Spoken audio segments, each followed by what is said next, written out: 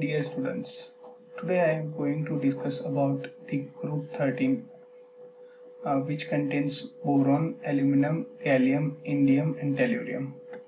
As you know that all these are p blocks elements and their valence electron is ns2 and p1. So they have one electron in p orbital, and group p orbitals you can write like valence electron plus 13, so that's why it belongs to 13 group. So the electronic configurations and core element of all these elements are shown here. So as you can see here, the valence electron are ns2 and p1. Okay, and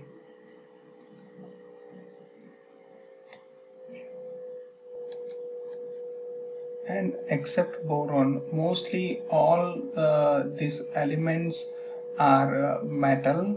And as we also know that whenever you are going to go up to down from periodic tables, always metal character increases. So even we cannot say boron is a 100% a non-metal. It has also a slightly metallic character, hence boron can act as a semiconducting material. So and boron structure is a rhombohedron, and its p12 structure that you had already learned in solid state. There are different kind of structure are available. And gallium is one of the important metal, and this is the only metal which is in liquid state at room temperature because it has a low melting point. However, the boiling point is little bit high, like 270 degrees centigrade. So it has a very long range between melting point and boiling points. So that's why this is one of the very important metal which you can use for thermometry in quartz envelope. Even aluminum and gallium, these both are amphoteric, so you can dissolve in NaOH solutions, and if you are boiling it, so you will get you can easily dissolve and you will get a sodium salt. Even boron also react with NaOH and it produces sodium peroxides.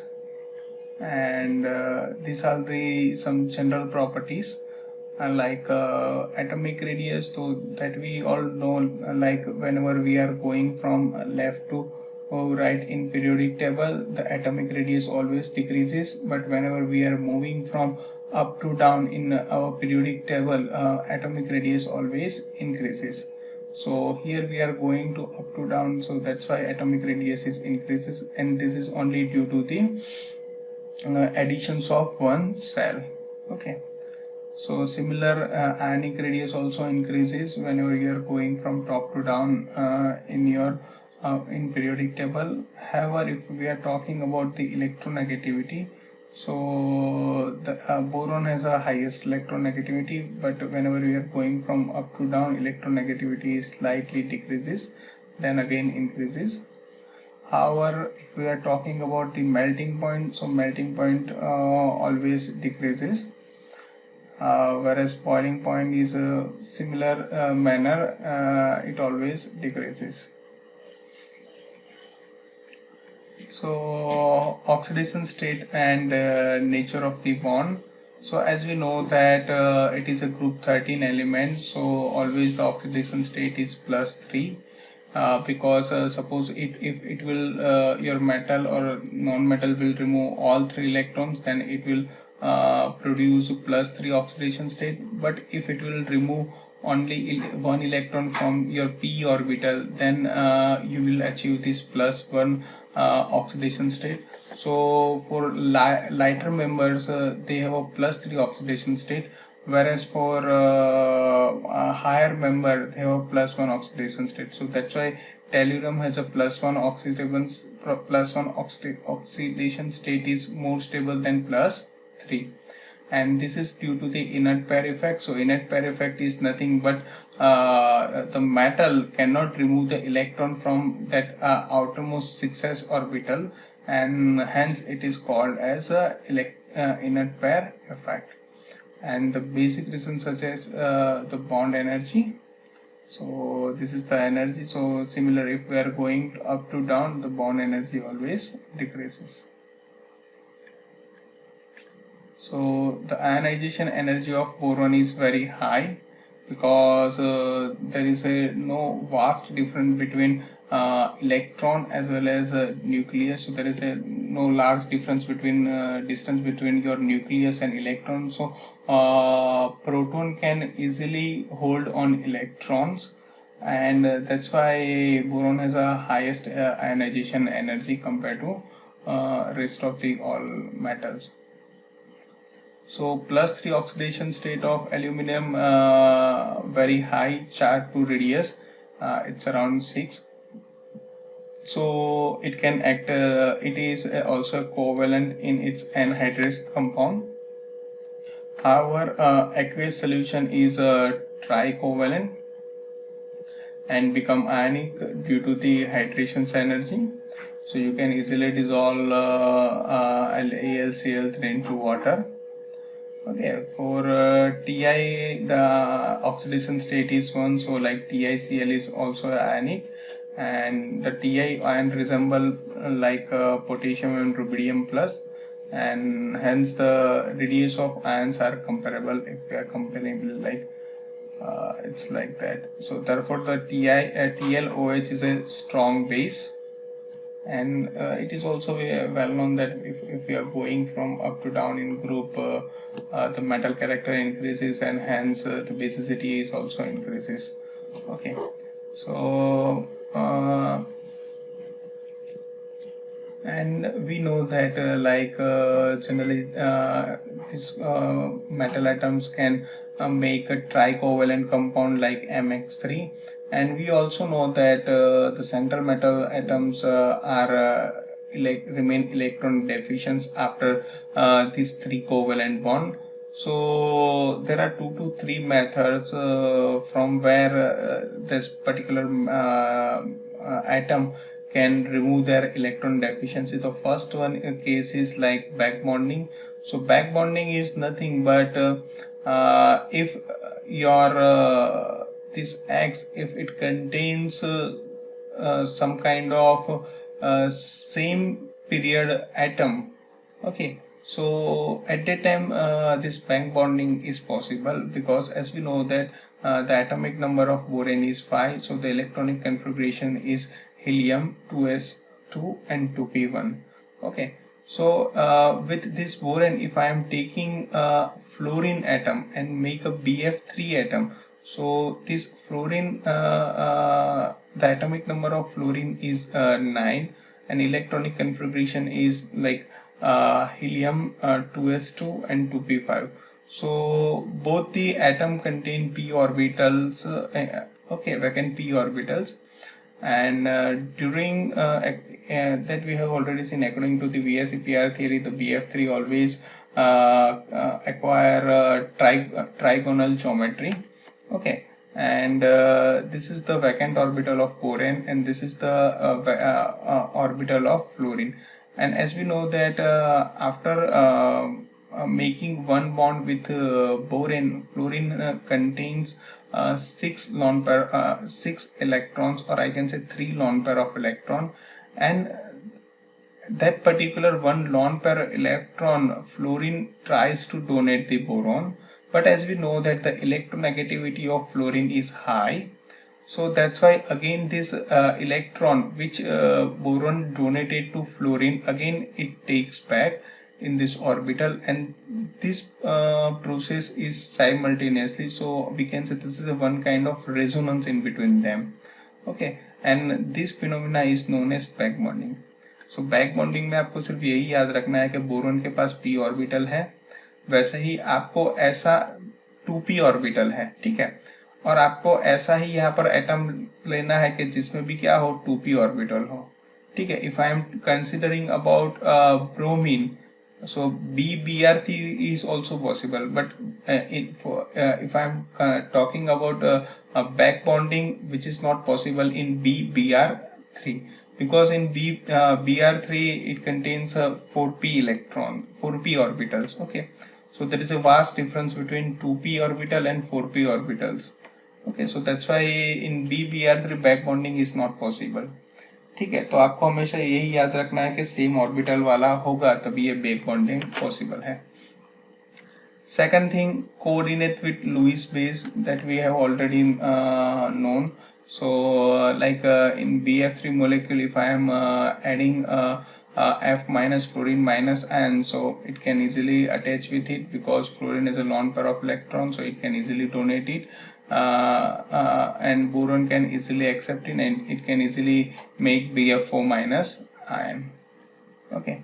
Polymerization. So polymerizations means what? They can easily make a bond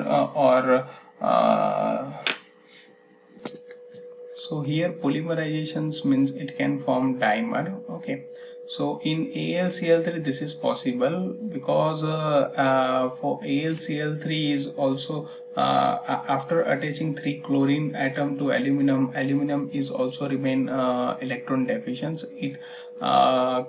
It is the octane rule is not complete after attaching with chlorine, so that's why aluminum has a electron deficiency, and aluminum tries to make a bond with any other element, so it can form the dimers, and the structure is like here.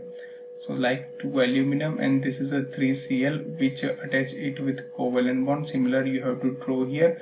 And as we know that chlorine also has a 3 lone pair of electrons, so it can donate, these chlorine atoms can donate 1 lone pair to this aluminum, and this chlorine can donate 1 lone pair to here, and hence it make a dimer kind of structure. And so dimer is made easily because chlorine has a lone pair and aluminum has a vacant orbital. So AlCl3 is not stabilized by back bonding, and it is due to the following facts. Because p orbital of aluminum is large, as I told you, and so pp overlapping is not effective. And second is 8 electron core in aluminum cause large repulsion and destabilized back bonding effective. The third one is BX3 cannot stabilize by dimerizations because boron is a small size and dimer has some small ring have, so it is not stable. Whereas hydride, so it can easily make a hydride. Suppose if I have like magnesium bromide, and if I am doing reaction with chlorine, so I can make a B2H6, or I can produce like a B4H10 or B5H9 and B6H10. So this kind of structure is known as like nidoboranes, archenoboranes, and you will learn about these boranes in your master degree. Okay, so I am not going to detailed discussions how you can make this, and if you have this boron hydride configurations, then how you can identify the structure and calculate all the things. So I am not going to show you these things in detail now. So for diboron like B2H6, so it is a like it's in a gaseous phase because the boiling point is 92.6 degrees centigrade, and spontaneously it is flammable in air. So for you can easily prepare this diboron like from if you have BF3 and if you are doing reduction with sodium boron hydride in diclime, so you can produce B2H6. Similarly, if you have BF3 and if you are doing reactions with lithium hydride, so lithium can easily extract electron from fluorine and make lithium boron fluoride, and you will get your product like boron hydride. Similar, if you have like sodium boron hydride and you are doing reactions with iodine, so you will get your product. Similar, if you are suppose BCl3 and you are doing reaction with lithium aluminum hydride, which is a reducing agent, so you will get your product. So the property is very simple. If you are you can, it is spontaneously burn in air and produce this boron oxide.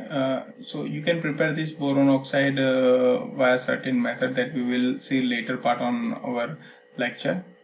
So this boron hydride you can easily hydrolyze and produce a boric acid. Okay, and this boric acid is a weak acid. Similarly, this B2H6 can react with NaOH and make like sodium salt. And it is an electron deficient and form additions compound with Lewis base, like this kind of because that we know bromine has boron has a electron deficient element, so it can easily take the electron from ligand, okay, and make some kind of complex. And these are some other reactions of boron, like you can do reactions with diols, or you can do reactions with ammonia. Okay, and this is the one of the important things. If you are taking excess, then it can form like boron nitride structure. You can do reactions with HCl or chlorine also. And hydroboration. So the reactions of B2H6 in ether with unsaturated hydrocarbon is called as hydroborations, and it gives mainly anti-Markovnikov like cis hydrogenations or hydration. So this is a like unsaturated hydrocarbon, and if I am doing reactions with B2H6, so you will get this kind of product. And this synthesis that you had already learned in last year in hydrocarbon chapter. And if you are doing a hydrolysis, then you will get your simple alkane. And if you are doing reductions with peroxides, you will get alcohol as a product. And if you are doing reductions with carbon monoxides, you will get this kind of product. And further, if you are doing reaction with peroxides, you will get alcohol. Then structure of B2H6. So the structure of B2H6 is similar to like C2H6, but actually this is a stoichiometrical identical, means you can say it's look like the molecular formula is same, like something 2 plus something 6. Okay, but if you are seeing the structure, it is different. Okay, so how you can get you got the idea, like it is a different. So suppose for C2H6 carbon is a 4 valence electron, so you have to write 4 into 2, and hydrogen is a 1 valence electron, 1 into 6 it's equal to 14. And if I am considering about this molecule, so like 3 into 2 and 6 into 1, so total 12. So there are two electron deficiency. So that's why B2H6 has a little bit different structure than C2H6. Okay, so it can make this kind of breach structure, okay, due to the deficiency of 2 electrons. And this terminal boron hydrogen bond, you can say 2 carbon, 2 center 2 electrons, like this. So this is a 2 center 2 electrons, whereas this is called 3 center and 2 electrons. Okay, so the breach bond is explained by the concept of multi-center bonding, like 3 center 2 electrons.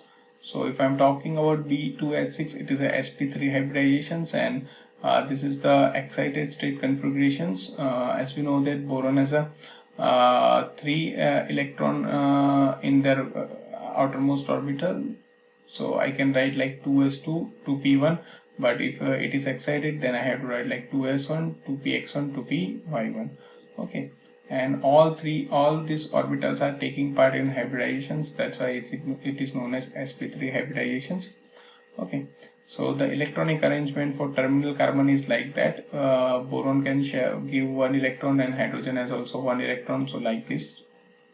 Okay, whereas a boron has 1 electron left, so we can denote like this.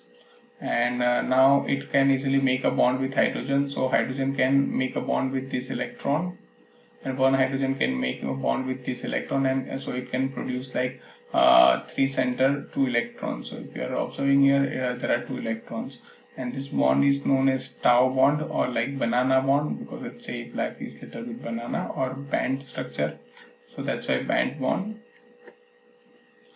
Okay, and the terminal and breach at hydrogen atoms are not equivalent. Okay, and you can easily get idea from IR Raman spectra.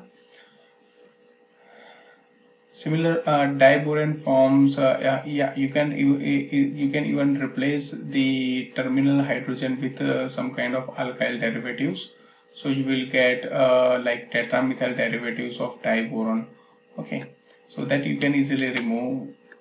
Similar from aluminum hydride, they can also make this kind of breath structure. Okay, and this is also a like 3-center 2-electron structure. Burazole is one of the important boron nitride compound. Okay, because the structure of burazole is a little bit looks like a benzene. So even it obeys the UCAL rule like 4n plus 2 pi electrons. So that's why it is also known as inorganic benzene. Okay, and you can easily prepare with reactions of B2H6 with ammonia in 1:2 ratio. So you will get a burazole. So the structure is look like that, and same thing we had discussed. There is a back bonding occur in between boron and nitrogen also. So borazine has an atomic character like 4n plus 2 pi electron, and hence it is called as an inorganic benzene. And borazine, unlike benzene, it is a more reactive toward the additions reaction. So additions reaction that you had learned in last semester also. For additions reactions, your reactant must contain pi bond, and if it is a pi bond, so you can add any kind of group or atom into your reactant by breaking this pi bond.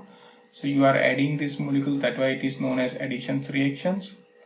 So from you can easily make some kind of chlorinated compound with reaction with HCl. So you can easily prepare, and from this borazole, if you are doing reductions with sodium boron hydrate, so again you will get your borazole. So this is the one of the synthesis route to prepare the borazole. And if you want to remove this chlorine atom, you can easily remove it with the help of Grignard reagents, and you can make some kind of derivatives of borazole. So substituted borazine can be prepared as like disubstituted borazine, like this B3N3H4X2 can have 4 isomers. So you can easily replace this X, and you can easily place at different places, like so you can make isomer.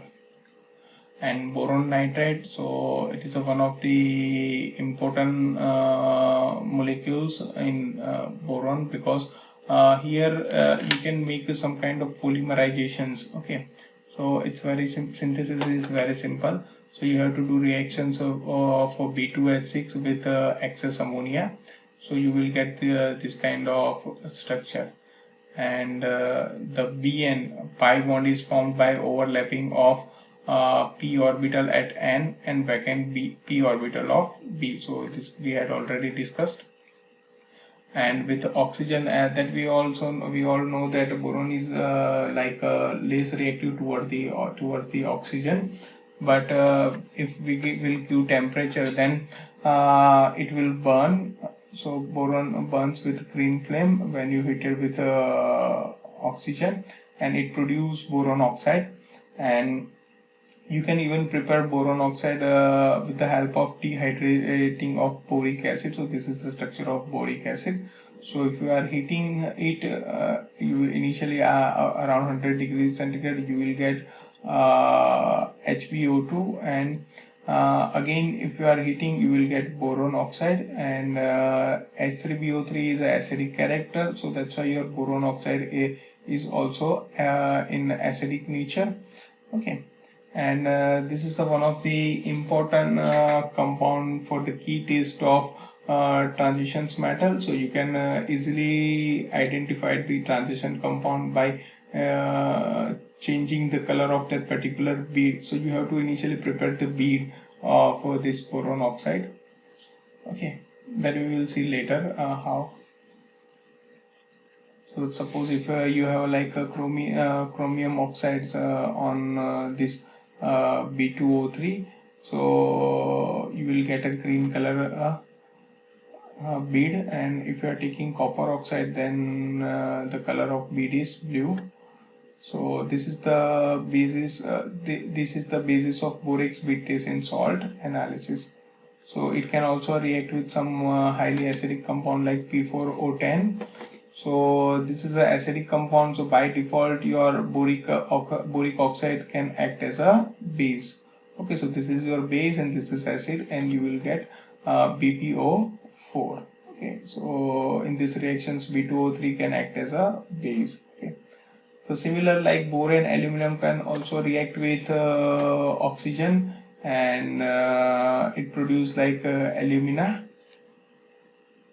and this is a highly exothermic reactions, and there are two form of alumina is available. One is alpha alumina and another one is gamma, and alpha one is known as corundum. Okay, so it's nothing but this alumina contains some kind of other metals, and hence it looks like a color gem. Okay, so and that's why it is known as alpha alumina. So the hydrous oxide, so this is like alumina, or if you have like gamma alumina, and if you are eating like the so if you have like hydrous alumina or gamma alumina, okay, and if you are heating at 1000 degrees centigrade, you will get alpha alumina, and or you can easily prepare gamma alumina also from simple hydrous alumina, and you have to heat at 450 degrees centigrade. So alpha alumina is very hard, and this is the scale. You can measure the hardness in Mohs scale, and it also resistant to hydrations and attacks by the acid.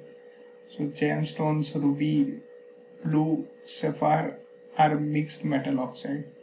So ruby is mixed with some kind of alumina with chromium, whereas blue sapphire are a mixture of alumina with iron and titanium. Even fibrous alumina and zirconium oxides form fiber, which is known as sapphire. Alumina is extremely stable, and therefore aluminum powder is used to reducing metal oxide to metal, especially transitions metal oxide. So like suppose and we also know that the reactivity of aluminum is high, so it can easily replace the chromium, and it can easily attach with oxide like this, and the reaction is little bit exothermic. Similarly, like if I have a manganese oxide, and if I am doing reaction with aluminum, like I will get manganese metal.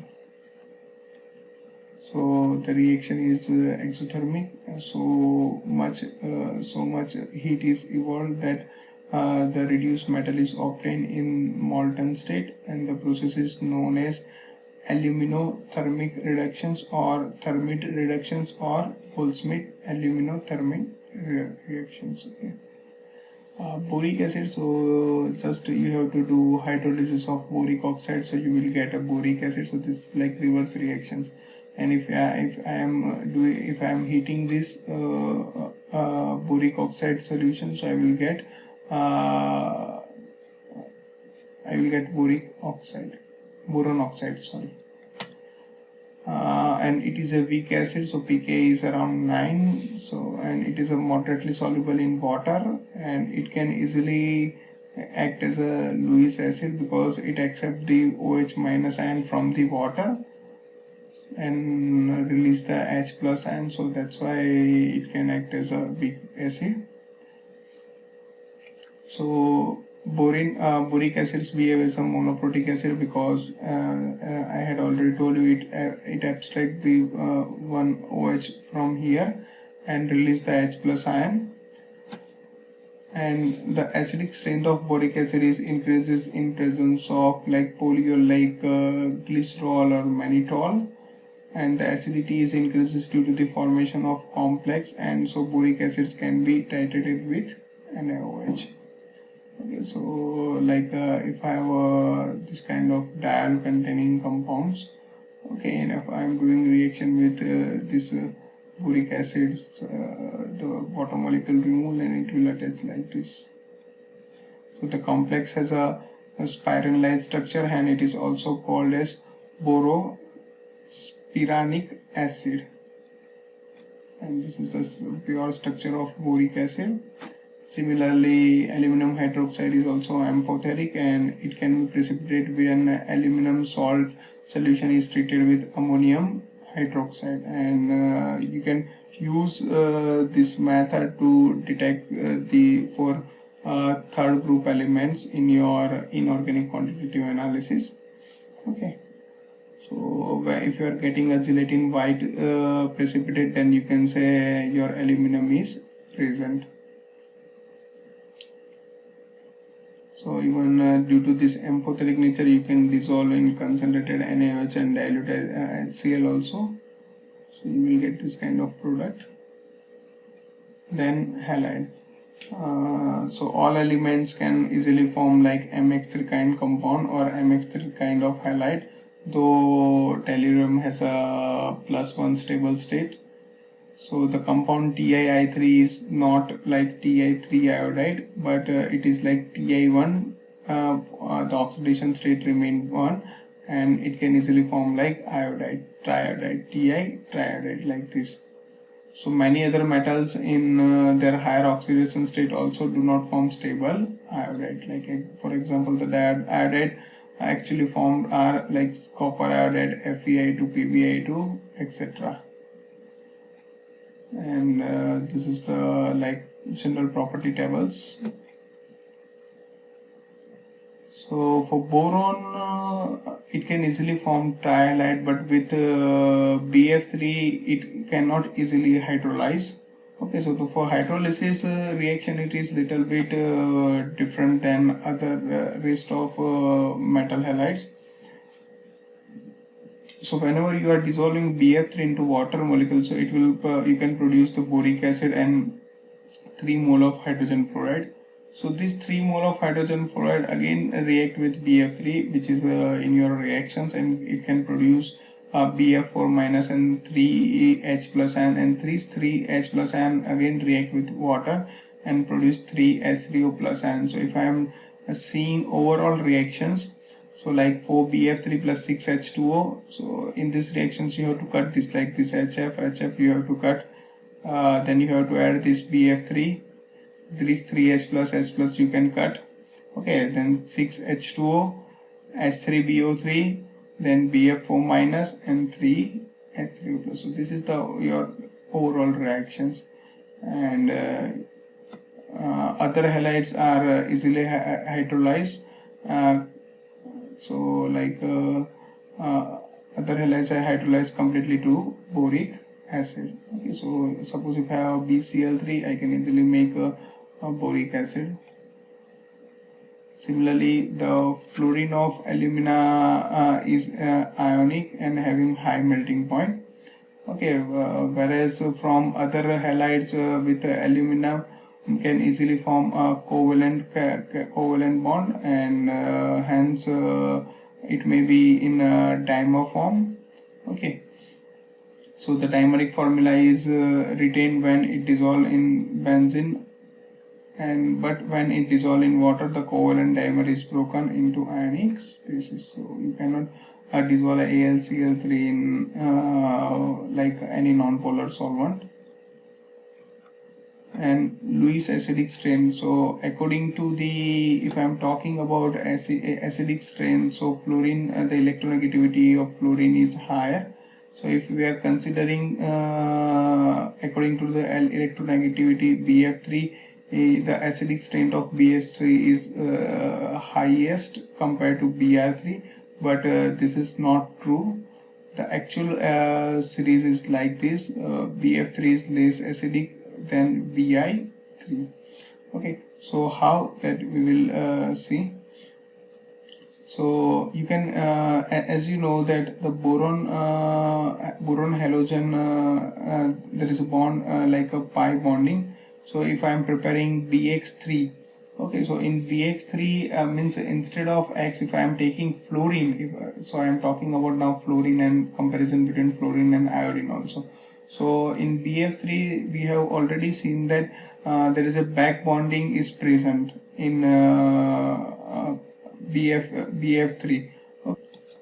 And as you know that if boron can make a bond with fluorine and make a trigonal structure of BF3, boron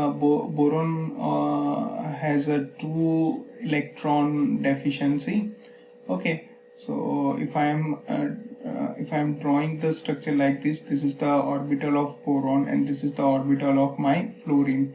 Okay, so fluorine is a one lone pair of electron, so it can make a some kind of side overlapping of this pi bond.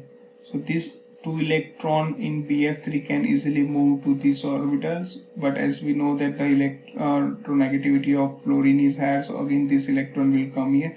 So this is some kind of resonance structure will form. So in BF3 this kind of resonance is more effective compared to Bi3. Okay, so such pi bond is delocalized as all the halogens are capable of forming pi bond, and the pi bond effectiveness is maximum in BF3 as B and F are comparable in size. With increasing size of halogen of pi bond effectiveness decreases, and thus electron deficiency of B is maximum in Bi3 and minimum in BF3. So hence the series is like that: Bi3 is more acidic than BF3.